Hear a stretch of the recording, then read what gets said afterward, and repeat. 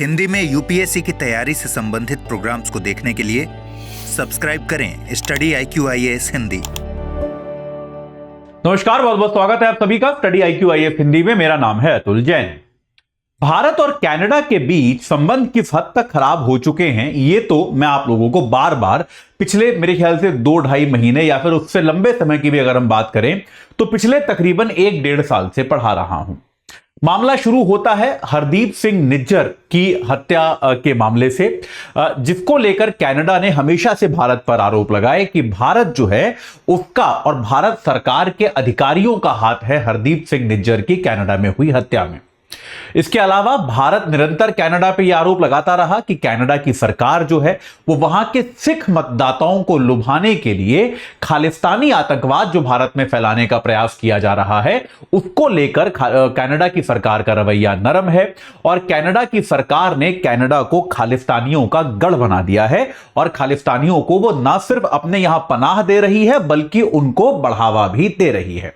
ये संबंध बिगड़ते चले गए और अभी पिछले दिनों ये संबंध जो हैं ये अपने रॉक बॉटम पर चले गए जब दोनों देशों ने एक दूसरे के राजनयिकों को निष्कासित कर दिया और जब कनाडा की सरकार के मंत्री ने भारत के गृह मंत्री अमित शाह का नाम लेकर उन पर आरोप लगा दिए कि कनाडा के अंदर हत्या के जो आदेश दिए गए वो भारत के गृह मंत्री अमित शाह के कहने पर दिए गए। अब क्या हुआ है, ये ऐसा लगता है, और जब ये हुआ था मैंने आपको तब भी बताया था कि ये एक तरह से पॉइंट ऑफ नो रिटर्न है कि अब जो है इसके बाद भारत और कनाडा के संबंध सामान्य या अच्छे हो पाने की संभावना बहुत कम है जब तक जस्टिन ट्रूडो सरकार में रहते हैं। हालांकि यह भी कहा जा रहा है कि जस्टिन ट्रूडो बहुत ज्यादा दिन सरकार में नहीं रहेंगे।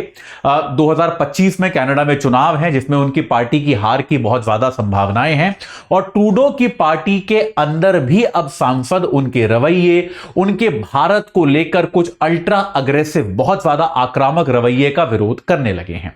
तो अभी क्या हुआ है, कनाडा में एक बार फिर जो है वहां भारतीय समुदाय पर हमलों का मामला सामने आया है और उसके बाद एक बार फिर जस्टिन ट्रूडो की पार्टी के ही कुछ सांसदों ने एक बार फिर अपनी ही सरकार की आलोचना की है और यह कहा है कि अब यह मामला है वो सर के ऊपर चला गया है, अब बात खतरे के निशान के ऊपर चली गई है। यह मामला क्या है आपको समझाऊंगा, इसके क्या प्रभाव हो सकते हैं यह भी मैं आपको समझाने की कोशिश करूंगा अगले 5 मिनट के अंदर। लेकिन उसके पहले आपको बता दूं कि अगर आप इस बात को लेकर कंफ्यूज्ड हैं कि यार यूपीएससी के लिए कौन सी किताबें खरीदें, कौन सी पढ़ें, तो स्टडी IQIAS हिंदी की 18 किताबों का सेट है, 4,299 रुपए में आप ले सकते हैं अगर आप AJ लाइव कोड लगाएं। ये किताबें लेंगे तो कोई भी अन्य पुस्तक आपको यूपीएससी के लिए खरीदने की आवश्यकता नहीं पड़ेगी, तो आज ही ले सकते हैं।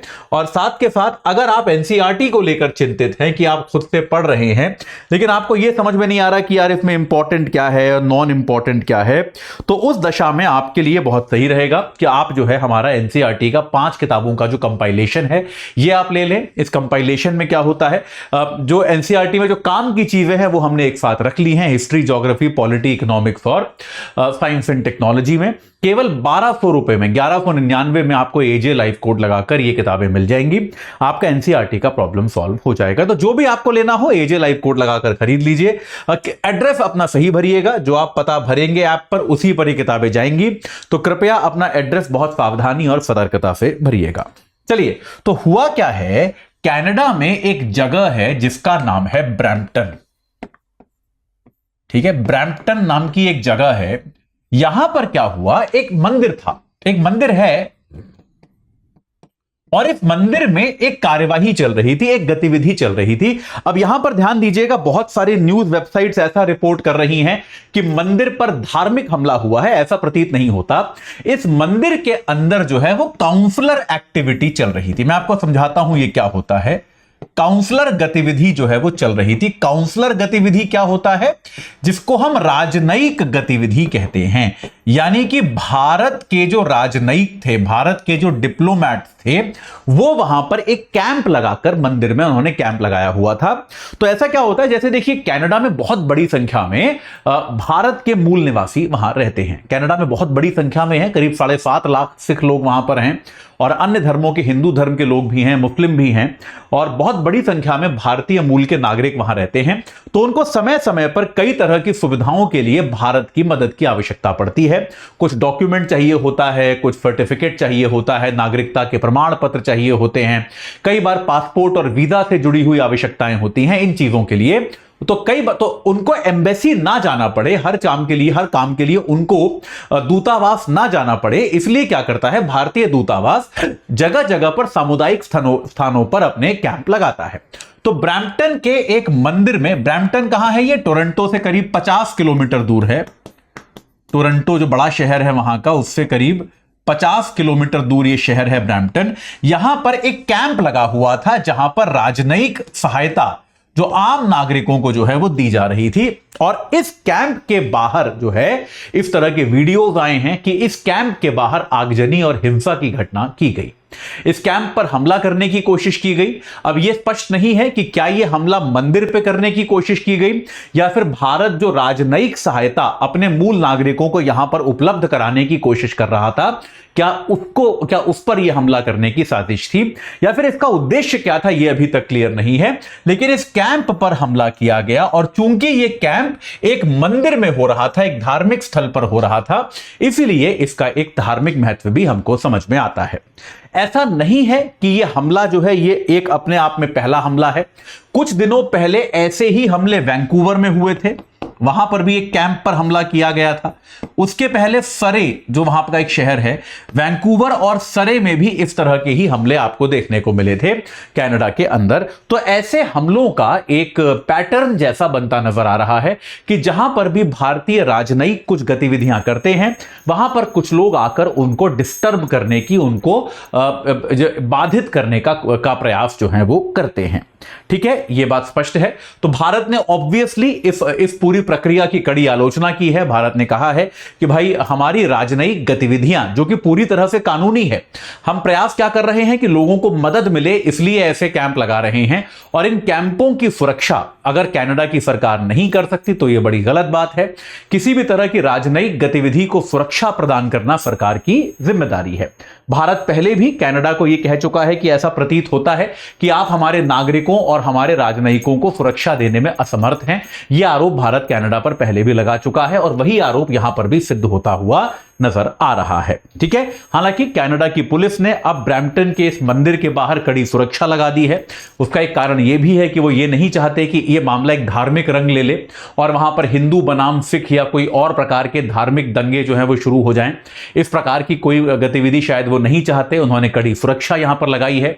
आमतौर पर यह भी देखा गया है कि भारत के साथ हुए किसी भी मामले पर प्रधानमंत्री ट्रूडो कुछ बोलते नहीं है, लेकिन इस हमले की उन्होंने भी आलोचना की है।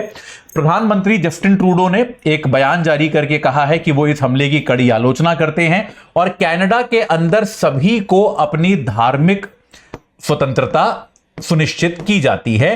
तो अगर कोई व्यक्ति मंदिर जाना चाहता है, मंदिर में कुछ जो है धार्मिक रीति रिवाज या जो भी करना चाहता है वो करने की उसको पूरी स्वतंत्रता है। प्रधानमंत्री जस्टिन ट्रूडो ने भी इन हमलों की पूरी तरह से जो है आलोचना की है। यहां पर एक इंपॉर्टेंट चीज यह है, जो एक संदेह मेरे को काफी समय से हो रहा है कि ऐसा प्रतीत होता है कि जस्टिन ट्रूडो का जो कार्यकाल यह माना जा रहा है कि 2025 के सेकेंड हाफ तक है, जब तक वहां पे चुनाव होंगे, लेकिन उसके पहले भी अब उनकी पार्टी के अंदर भी उनके खिलाफ विरोध के स्वर उमड़ के आ रहे हैं। क्योंकि यह बात तो तय है कि ये अगर भारत के साथ किसी तरह का विवाद था भी तो जस्टिन ट्रूडो ने उसको जिस तरह से हैंडल करके, या जस्टिन ट्रूडो की सरकार ने जिस तरह से उस विवाद को हैंडल करके संबंधों को एकदम जिसको हम कहते हैं गर्त में धकेल दिया है, वो कोई समझदारी भरा कदम नहीं कहा जा सकता। यह बात लगभग सबको पता है कि जस्टिन ट्रूडो ने ऐसा जो अगले आने वाले वहां चुनाव हैं वहां पे समर्थन के लिए किया है। और वहां के भी अब कई सारे नेता यह आरोप लगाने लगे हैं कि ट्रूडो ने भारत के साथ संबंधों को लॉन्ग टर्म के लिए, दीर्घकाल के लिए खराब कर दिया है। अब जैसे इन हमलों के बाद जो है ट्रूडो की पार्टी के ही एक सांसद हैं जिनका नाम है चंद्रा आर्या, भारतीय हैं लेकिन ट्रूडो की पार्टी के सांसद हैं। उन्होंने इन हमलों की आलोचना की है, उन्होंने ट्रूडो सरकार की आलोचना की है और उन्होंने सीधे सीधे इन हमलों का इल्जाम जो है वो खालिस्तान पर लगाया है। उन्होंने सीधे सीधे कहा है कि खालिस्तानी आतंकवादी जो हैं वो इन हमलों के लिए जिम्मेदार हैं। और उन्होंने ये भी कहा है कि ऐसा प्रतीत होता है कि अब जो बात है वो खतरे के निशान से ऊपर चली गई है और ये बिल्कुल भी बर्दाश्त नहीं होना चाहिए। तो ये बात स्पष्ट है कि ट्रूडो की पार्टी के अंदर भी अब उनके खिलाफ थोड़ी सी नाराजगी पनप रही है। तो आने वाले दिनों में हमको यह देखना होगा कि क्या ट्रूडो जो है वो एक लंबे समय तक अपनी कुर्सी को संभाल पाते हैं या फिर नहीं संभाल पाते। और साथ में यह भी देखना होगा कि क्या इस तरह के हमले जो भारतीय समुदाय पर वहां पर हो रहे हैं, क्या उनमें कोई रोकथाम लगती है या नहीं लगती। अभी के लिए खाली इतना ही। इसमें जो भी नया होगा वो मैं आपको बताता रहूंगा। जाते जाते एक बार फिर से बता दूं कि भाई 5 किताबों का एनसीईआरटी का सेट आप ले सकते हैं 1199 में एजे लाइव कोड लगाकर, और 18 किताबों का सारी यूपीएससी की किताबें जो हैं उनका कोर्स आप ले सकते हैं मात्र 4299 रुपए में, अगर आप एजे लाइव कोड लगाएंगे। तो आज ही आपको जो भी इसमें सूटेबल लगे वो वाला आप ले लीजिए और अपनी तैयारी को एक सही सुदृढ़ आकार प्रदान कीजिए। इस चर्चा से जुड़ने के लिए आप सभी का बहुत बहुत धन्यवाद। हिंदी में यूपीएससी की तैयारी से संबंधित प्रोग्राम्स को देखने के लिए सब्सक्राइब करें स्टडी IQ IAS हिंदी।